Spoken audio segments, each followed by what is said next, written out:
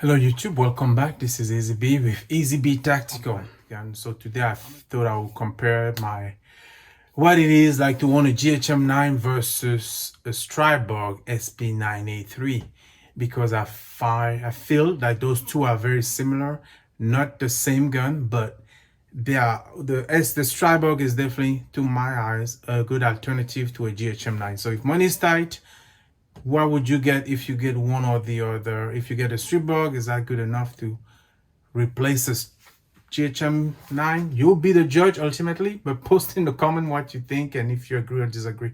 So let's just dive in.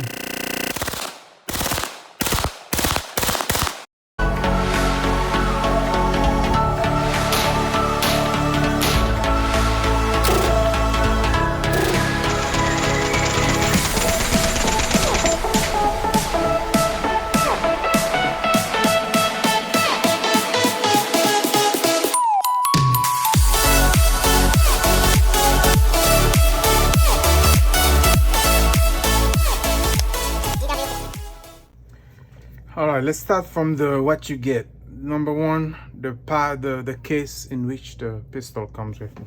This is the Stribog case, and this is the GHM9. So as you can see, the GHM9 is bigger than the Stribog, but in the Stribog you get a simple polymer. None of them have a logo or sticker visible on the outside, which I think it's too bad.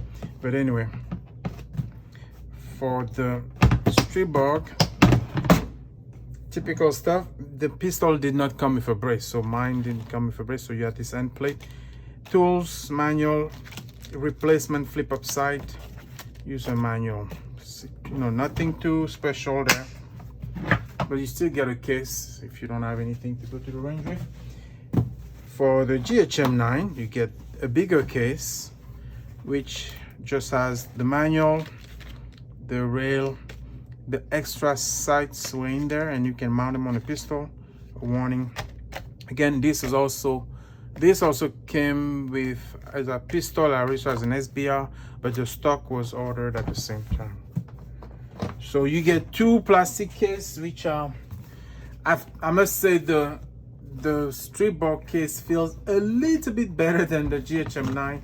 I think the GHM9 is bigger, and the locking mechanism, just the basic plastic case, they're not special or superly designed. So anyway, this is what you get for the case. So GHM9, I'm a big fan of the B&T products. I'm a big fan of my GHM9, but I also love my Stribog SP9A3. A personal thing is that I wanted to buy a B&T GHM9. I found them they were expensive and they were not available. That's why I discovered, after researching a little bit, I discovered the Stribog, and I thought the Stribog would be a good alternative to the GHM9. Fast forward, I ended up getting the GHM9 as well, but this was my alternative for a GHM9 because I didn't want to spend that money at the time, and I couldn't get them. They were all out of stock. Stribog 9 first, since it's what I got first. They're both 9mm, but the Stribog in particular is a 9mm roller delayed blowback. I had the Stribog SP9A1. This is the SP9A3. The difference being this has a roller delayed mechanism, which you can check out more in one of my videos comparing the two, which I'll post a link somewhere here. 9mm roller delayed. It has a 5-inch barrel, threaded barrel. So both guns have a threaded barrel, but this one's threaded. Ready for suppression or any other kind of threaded muzzle device, which this responds very well to. So example, this one, which I'll usually run a tri-lug adapter. It's not mounted at the moment, but as you can see, threaded barrel. Trying to stay true of form, I installed, this is a short barrel rifle now, it's no longer a pistol. I installed a Stribog, I should say a Grand Power stock. This is the official Grand Power stock for the full automatic Stribog used in some of the European police forces also. So I turned this to a short barrel rifle. I put the stock. The Stribog has these internal flip up sights, which stock, they were accurate and on point. They don't feel like they are very strong, but they never broke on me. But usually they're right folded like this because I installed a red dot, in this case a crossfire vortex. The Stribog has a non-reciprocating charging handle. Let me remove this suppressor so we can operate a little bit better.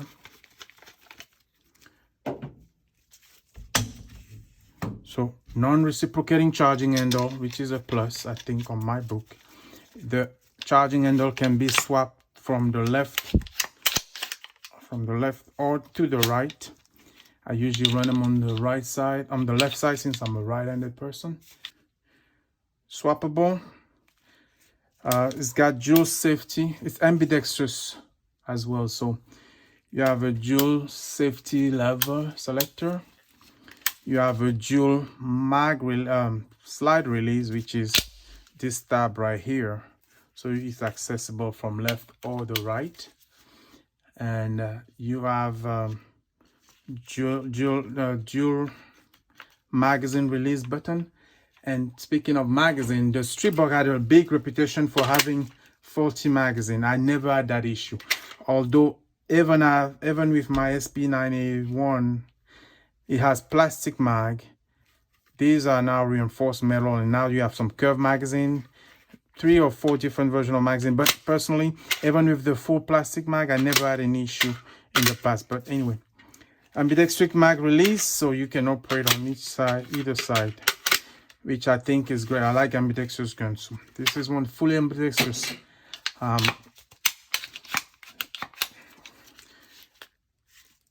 Actually, let's go through it now. Let's go through the gun. Grand power, stock, vortex crossfire red dot, Magpul QD attachment because I'm running a single point on these small guns. Olight TLR PL2 Valkyrie light, and that's usually all I have. Now the difference between the Stribog and the other ones that you'll see in a second is that the Stribog is M-LOK compatible. These are M-LOK slot. I just put a cover for the sake of the look and slim look, but you can have your M-LOK accessories installed on your Stribog. So originally you get this little sling mount where you will have to get a strap space sling mount there and attach it. But my configuration, as I mentioned, I'm running a single point QD, but you could also mount it through the stock here. So that's the Stribog SP9A3. Now, price-wise, I think now these are, I mean, when I bought my first Stribog, it was about $600 or $700. It came with 3 magazines, 3 30 rounds magazine. This one also came with 3 or 4 round magazine. I think it was a promo, but usually you can expect 3 round magazine, 3 30 round magazine. Without the brace, about $800. Although now I see packages of Stribog SP9A3 with brace SB Tactical, they go for about $1,100 or $1,000, $1,090. So depending on what you find with or without brace, you can expect to spend about $800, $700 to $1,100, I think, average, right? B&T GHM9, Brugger and Tomet GHM9, which stands for Grasshopper 9. Also, I've made a video in a while ago, like last year, about this pistol, but I will put a link on it. So quickly, 9mm semi-automatic, same than the Stribog, but this is a blowback operated gun, but it shoots very smooth and very flat due to the fact that it's using a hydraulic buffer system. It is also ambidextrous, so you have ambidextrous. It is ambidextrous. You have an ambi safety lever, you have ambi magazine release, and you have ambi bolt release as well. Mag release, sorry, here and here, and then bolt release up here. It also has some M-LOK attachments here and a long Picatinny rail on top, which I didn't cover on the Stribog, but long Picatinny rail. This one also came with flip ups backup sights. However, when you get the gun, the sights are usually not mounted, but similar sights than what you see on an AR platform rifle, Magpul style design. The barrel on the B&T GHM9, this is not the compact version. There is a compact version that has a 3-inch barrel. This one is a 7-inch barrel. It's both threaded and has a tri-lug built in, which I love the fact that it's already tri-lug ready. Now you can buy on the GHM9, you can buy alternate or different handguard, which are making the platform longer, like a carbine or rifle. They are just now starting to come to the US market, but they've always existed. Very hard to find, but I think I've seen some available right now. This one uses the proprietary magazine, but you can also now have the GHM9 with a different lower Glock or SIG, I believe. But I have the the B&T mags, which I like. I didn't go for a Glock lower or any other platform. The pistol grip here feels good, but on the GHM9 you have an internal storage in the pistol grip. If I can open it without breaking my nail, but you get the point. Similar than in AR, you can store your gummy bears or your cleaning tools or repair tools in the pistol grip storage. Now what else? Charging handle. Charging handle is interchangeable. You can switch again from the left side to the right side. Once again, what else? Charging handle. Charging handle is interchangeable. You can switch again from the left side to the right side. Once again, I run mine on the left. You can also, so when you pull the charging handle, to lock it, you have to press this button right here, which is one of the thing I found a bit hard, not hard, but annoying to do on the GHM9. So you have to lock it and just use your finger. It's not hard to do, it's just blocking the pistol or just actually making sure you pull hard and back, press this button to lock the charging handle, and to release it, again, it's up top. So to lock it, the button at the bottom, and to release, this one right here. Once again, this is another short barrel rifle because I did install a B&T folding stock. I have a IWC, I forgot what it stands for, but I installed a QD mount plate here so I can run the single QD as well, quick detachment here. 6R Romeo 5 red dot, and this one, again, I like the Enforce product, so I'm running an Enforce weapon mounted light on the side of it, which I think Enforce is one of the partners of B&T. So let's talk about the comparison. The B&T GHM9, before I go into the versus side by side, the B&T GHM9 cost about $1,500, $1,600 with the pistol configuration itself. I think I've seen some on sale right now for $1,400 or $1,500, but mine, I paid about $1,500 without the folding stock. So you still have to get a folding stock. I think it's about $200 or $150 or something like that. Maybe there are packages now. They've been coming up on sale, so maybe you can get one with the brace now for $1,600 perhaps. I'm not really sure. If I didn't mention, this is a closed bolt design, but closed bolt design, blowback, but the hydraulic buffer system makes a lot of difference in terms of how flat it shoot. And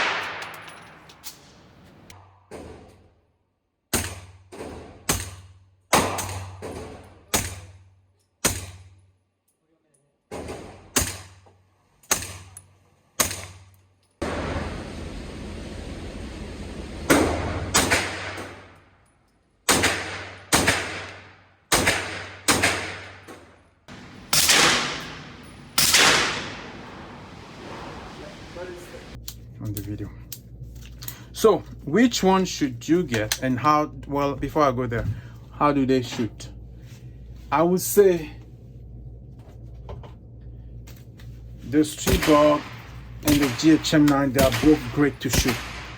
I think the GHM9 has a slimmer profile than the Stribog, which makes it feel, I think, a little bit better when I pick it up and when I hold it. So my hand wrap around it, and it makes you feel like you have a more control. But the Stribog is not too big.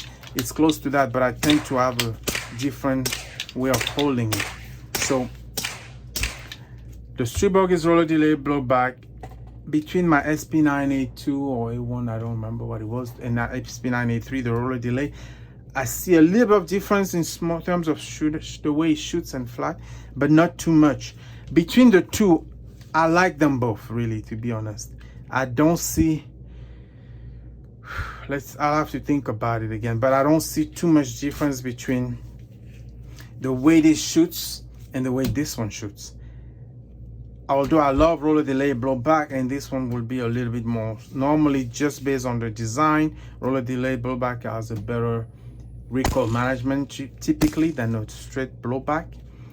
But the buffer system here allows you to not feel too much of that recoil, and it handles the recoil very well. So I would say they are pretty much almost equal. I think the B&T for sure has more branding, patina, quality. I mean, the Swiss products, as they, being what they are, they come with a reputation, they come with a certain quality, high threshold of quality that should be higher. Have I run them both to the ground yet and see if anyone fails before the other? No. I think of course the B&T is more expensive, but now that this is becoming more popular, the Stribog, and you can get a setup for about $1,100 or $1,000, perhaps save a little more and get a B&T if you want to get one and for all, and join the VIP or quality club, which for Swiss product and B&T, as far as B&T is concerned, this is the affordable pistol. Everything else from B&T costs a lot more than this, but you get a better gun in terms of quality, build, and components. I think with the B&T. But just looking at a simple example, because this is modular, which is a big deal around this platform, the way you have this handguard connected to the upper, you got the screw, you got the feeding, there's a little indexing here. So these little details, I think, for me usually help in terms of quality, reliability. Of course, it's just to swap the front handguard and put a different one, but the build, you can see some of the build, right? A lot of different screws, a lot more mounting point, a lot more screws. The lines, the details are a little more elaborate on the B&T than the Stribog. So you are paying for that. And I have not visited Grand Power. I have visited B&T in Switzerland. Everything was in-house from the beginning to the end. The metal and everything is European, everything is Swiss. I would probably think Grand Power does the same thing. I don't know. But sometimes a manufacturer will have components or parts coming from various sources and putting them together. So I think B&T, the GHM9 is not like that. You can see everything you can trace it. If you were to visit the factory, you will see your B&T built from a chunk of metal all the way to the finished product, all in-house. Okay, which one should you get? It really depends on you and your pockets, to be honest. I don't think I think either way, if you get a B&T GHM9 or if you get a Stribog, you'll be very pleased. I think if budget is a concern, and if you're not trying to, if the branding is not if you're not snob and you're okay with having something that's not the Swiss quality watch, I think the Stribog is the way to go. I really think the Stribog eventually kind of is the better gun, just because if I'm thinking about the price, what it feels like to shoot it, the usage, the compatibility, this is the best bang for the buck. Now is if you want to have the best of the two, best in components, and the known modularity where you can have a long land guard and a small one, the compact, the full size, which is 16-inch barrel, get a B&T. If you wanted to join the club of, oh, I got the Swiss automatic watch, get a B&T. So hopefully this is a bit informative. Let me know in the comment if you think I'm full of it, or if you think you will, let me know. Do you prefer, would you rather go for saving extra money and get a B&T GHM9, or would you rather go for a Stribog? Yeah, if you have the money, you could get a Stribog and you could get a handgun to go with that for the same price of getting a B&T GHM9. But yeah, so I think I think both of them are great. If someone asked me if I had to pick one, what would I pick? I would say it's hard to decide. I love the GHM, I love the Stribog. If I had to pick only one and I had to start over again, I think I still go to the Stribog first. They're both super cool. Whichever route you go, you can't be wrong. I think you'll be very pleased. So thanks for watching. Let me know in the comment. Enjoy, subscribe if you're not a subscriber, share the video, and thanks for watching. And it took them, and then they called me. I said, what can we do? I said, I can do nothing. Oh, he said, could the end user write on the end user certificate